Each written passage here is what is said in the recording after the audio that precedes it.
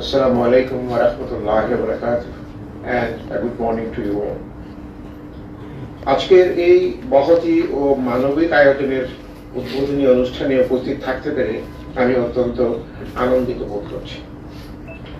পবিত্র কোরআনে মহান আল্লাহ তাআলা ইরশাদ করেছেন, যে ব্যক্তি একজন মানুষের জীবন রক্ষা করলো সে যেন সমগ্র মানব জাতির জীবন রক্ষা করলো।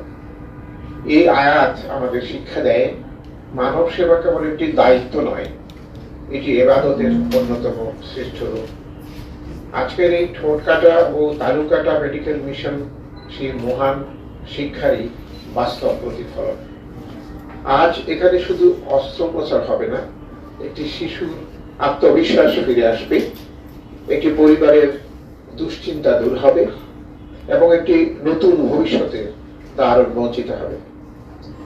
সম্মানিত উপস্থিতি, বিশ্বব্যাপী প্রতি 500 থেকে 600 নবজাতকের মধ্যে প্রায় একজন ঠোঁট কাটা বা তালু কাটা নিয়ে জন্মগ্রহণ করে। বাংলাদেশেও প্রতি বছর আনুমানিক 5000 শিশু এই জন্মগত সমস্যার মুখোমুখি হয়। এটি শুধু মুখমণ্ডলের একটি ত্রুটি নয়, এর সঙ্গে জড়িয়ে থাকে পুষ্টিহীনতা, কথা বলতে অসুবিধা, শ্রবণ সমস্যা, মানসিক চাপ এবং সামাজিক বৈষম্যের মতো বহুমাত্রিক চ্যালেঞ্জ। কিন্তু সুখবর হলো, বিশেষজ্ঞ চিকিৎসা, সময় মতো অস্ত্রোপচার, স্পিচ থেরাপি এবং পরবর্তী পরিচর্যার মাধ্যমে অধিকাংশ শিশুই স্বাভাবিক জীবনযাপনে ফিরে যেতে পারে। অর্থাৎ একটি সফল অস্ত্রোপচার শুধু একটি মুখ নয়, একটি জীবন বদলে দেয়। একটি রাষ্ট্রের উন্নয়ন কেবল অর্থনৈতিক প্রবৃদ্ধি, সড়ক, সেতু বা উঁচু ভবন দিয়ে পরিমাপ করা যায় না। একটি সত্যিকার কল্যাণমুখী রাষ্ট্রের পরিচয় নির্ভর করে সে তার সবচেয়ে দুর্বল ও অসহায় নাগরিকের পাশে কতটা আন্তরিকভাবে দাঁড়াতে পারে তার উপর। আজকের এই উদ্যোগ সেই মানবিক রাষ্ট্রচিন্তার একটি উজ্জ্বল উদাহরণ। প্রিয় বন্ধুরা, আমি আন্তরিক ধন্যবাদ জানাই smile Asia, Sajida foundation, Dhaka bank এবং সরকারি কর্মচারী হাসপাতালকে। বিশ্বের বিভিন্ন দেশ থেকে আগত বিশেষজ্ঞ surgeon, anaesthesiologist, nurse, speech therapist ও স্বাস্থ্যকর্মীরা তাদের অভিজ্ঞতা ও দক্ষতা নিয়ে বাংলাদেশের শিশুদের পাশে দাঁড়িয়েছেন। তাদের এই অংশগ্রহণ আমাদের মনে করিয়ে দেয় মানবতার কোনো সীমান্ত নেই। My thanks, special thanks to Smile Asia for bringing a smile in the faces of this special sect of people who are suffering. My special thanks to you, and also to Dhaka Bank, and also to those medical experts who are coming from abroad for this special effort. Thanks for your benefiting for the humanity.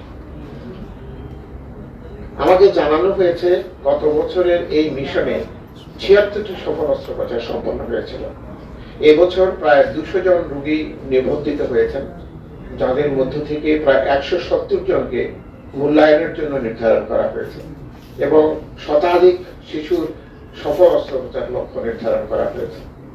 প্রতিটি সফল অস্ত্রোপচার একটি শিশুর নতুন জীবন, একটি পরিবারের নতুন আশা এবং সমাজের জন্য একজন আত্মবিশ্বাসী নাগরিক গড়ে তোলার বিনিয়োগ।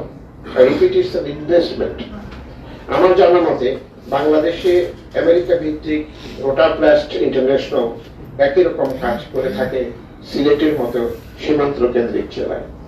তাদের কোনো প্রতিনিধি থাকলে আমরা তাদের অভিজ্ঞতা জানতে পারতাম। তবে আমার একটি প্রশ্ন, পৃথিবীতে যেখানে $1 কেউ তাকে বিনা পয়সায় দেয় না, বিনা কারণে দেয় না, সেখানে এই প্রতিষ্ঠানগুলো আমাদের যেভাবে সাহায্য করছে, এই মানবিক সহযোগিতার জন্য আমার আন্তরিক কৃতজ্ঞতা সেই মানুষগুলোর জন্য। My hats off to you all. বন্ধুগণ, আপনারা নিশ্চয়ই অবগত হয়েছেন বর্তমান সরকার স্বাস্থ্য খাতকে বিশেষ গুরুত্ব দিয়েছেন, সর্বাধিক গুরুত্ব আমি বলবো। মাননীয় প্রধানমন্ত্রী জনাব তারেক রহমানের নির্দেশনায় সরকার চলতি অর্থবছরে স্বাস্থ্য খাতে 49,387 কোটি টাকা বরাদ্দ দিয়েছে, যেটা জিডিপির 1.1% স্বাস্থ্য সচিব বলেছেন, এবং আগামী 5 বছরে জিডিপির 5% অর্থ এই খাতে ব্যবহার করা হবে। সরকার একই সঙ্গে 1 লক্ষ স্বাস্থ্যকর্মী নিয়োগের উদ্যোগ গ্রহণ করেছে, তাতে প্রাথমিক স্বাস্থ্য সেবা দেশের প্রতিটি মানুষের দোরগোড়ায় পৌঁছে দেওয়া যায়। এরই মধ্যে প্রতিটি উপজেলা হাসপাতালকে 101 বেডে উন্নীত করার ঘোষণা দেওয়া হয়েছে। ইতিমধ্যে কাজও শুরু হয়েছে। আমরা বিশ্বাস করি সার্বজনীন স্বাস্থ্য সেবা নিশ্চিত করতে সরকার, চিকিৎসক সমাজ, বেসরকারি খাত, উন্নয়ন সহযোগী এবং সামাজিক সংগঠন সবাইকে পার্টনার হিসেবে কাজ করতে হবে। আজকের এই অংশীদারিত্ব সেই সহযোগিতার একটি সফল উদাহরণ। আমাদের চিকিৎসকরা অত্যন্ত মেধাবী, আমাদের নার্সরা নিবেদিত প্রাণ এবং আমাদের স্বাস্থ্যকর্মীরা নিরলস পরিশ্রম করে চলেছেন। এখন প্রয়োজন গবেষণায় অধিক বিনিয়োগ, আধুনিক প্রযুক্তির ব্যবহার, ডিজিটাল হাসপাতাল ব্যবস্থাপনা, রোবোটিক্স ও কৃত্রিম বুদ্ধিমত্তা ভিত্তিক স্বাস্থ্য সেবা এবং পেশেন্ট সেন্টার সার্ভিস ডেলিভারি বা রোগী কেন্দ্রিক সেবার সংস্কৃতি আরো শক্তিশালী করা। সম্প্রতি চীনের কুনমিং শহরে বাংলাদেশের রোগীদের জন্য একটি হাসপাতালে একটি সম্পূর্ণ ফ্লোর বরাদ্দ দেওয়া হয়েছে, যা দুই দেশের বন্ধুত্বের একটি ইতিবাচক প্রতীক। তবে আমাদের লক্ষ্য হওয়া উচিত আমাদের নিজ দেশেই এমন একটি স্বাস্থ্য ব্যবস্থা গড়ে তোলা, যাতে বাংলাদেশের মানুষ আস্থার সঙ্গে দেশের আন্তর্জাতিক মানের চিকিৎসা সেবা গ্রহণ করতে পারেন এবং ভবিষ্যতে বিদেশ থেকেও রোগীরা চিকিৎসার জন্য বাংলাদেশে আসতে আগ্রহী হন। আমাদের স্বাস্থ্য সচিব ইতিমধ্যেই বলেছেন যে আমাদের সরকার এখানে 2টো স্পেশালাইজড হসপিটাল করেছেন এবং খুব দ্রুত এগুলো বিশেষভাবে কার্য শুরু করবে। তাতে আমরা আশা করছি বিদেশে যাওয়ার যে প্রবণতা আমাদের রোগীদের রয়েছে সেটা কমে আসবে। আমি আমাদের চিকিৎসকদের প্রতি একটা বিনীত আহ্বান জানাতে চাই। আপনাদের সবচেয়ে বড় পরিচয় মানব সেবা এবং আপনাদের পেশাগত উৎকর্ষ। চিকিৎসা বিজ্ঞান প্রতিনিয়ত পরিবর্তিত হচ্ছে, তাই গবেষণা, কন্টিনিউয়াস এডুকেশন, অব্যাহত প্রশিক্ষণ, আপডেটেড নলেজ, নতুন প্রযুক্তি গ্রহণ এবং মানবিক আচরণ এসবই একজন চিকিৎসকের প্রকৃত শক্তি। রোগীর কাছে একজন দক্ষ চিকিৎসকের পাশাপাশি একজন সহানুভূতিশীল মানুষও সমান গুরুত্বপূর্ণ। আমি বিফোর আই ক্লোজ আমি আমাদের স্বাস্থ্য সচিব মহোদয়কে বিশেষভাবে ধন্যবাদ জানাচ্ছি।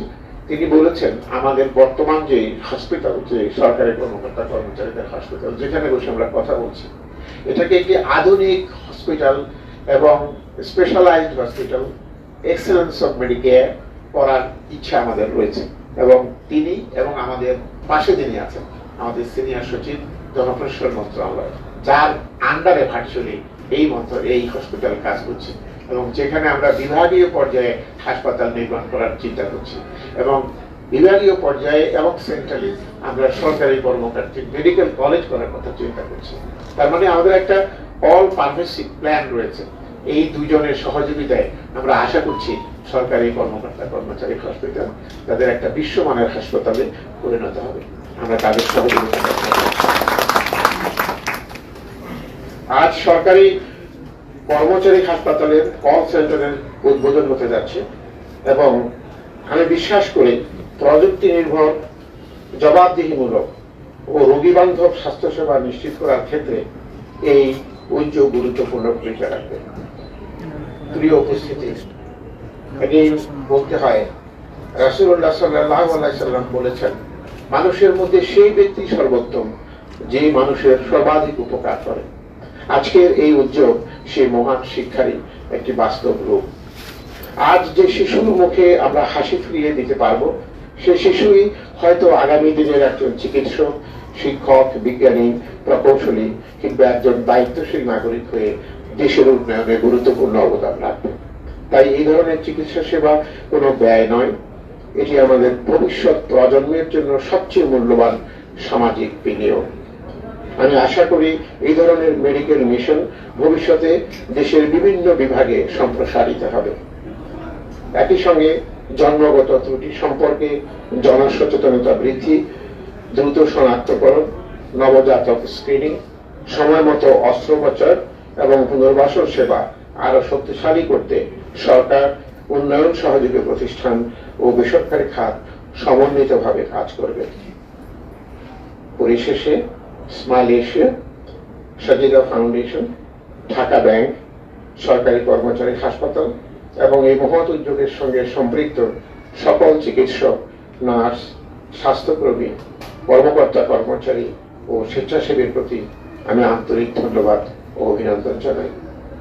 আসুন আমরা এমন একটি বাংলাদেশ গড়ে তুলি যেখানে কোন শিশুর ভবিষ্যৎ জন্মগত একটি ত্রুটির কারণে থেমে থাকবে না, যেখানে প্রতিটি শিশুর অধিকার হবে সুস্থ জীবন, মর্যাদাপূর্ণ জীবন এবং আত্মবিশ্বাসে ভরা একটি হাসি। মহান আল্লাহ তাআলা আমাদের এই মানবিক প্রচেষ্টাকে কবুল করুন এবং মানুষের কল্যাণে আরো বেশি কাজ করার তৌফিক দান করুন। এই প্রত্যাশা ব্যক্ত করে আমি ঠোঁটকাটা ও তালুকাটা মেডিকেল মিশন 2026 এর আনুষ্ঠানিক উদ্বোধন ঘোষণা করছি।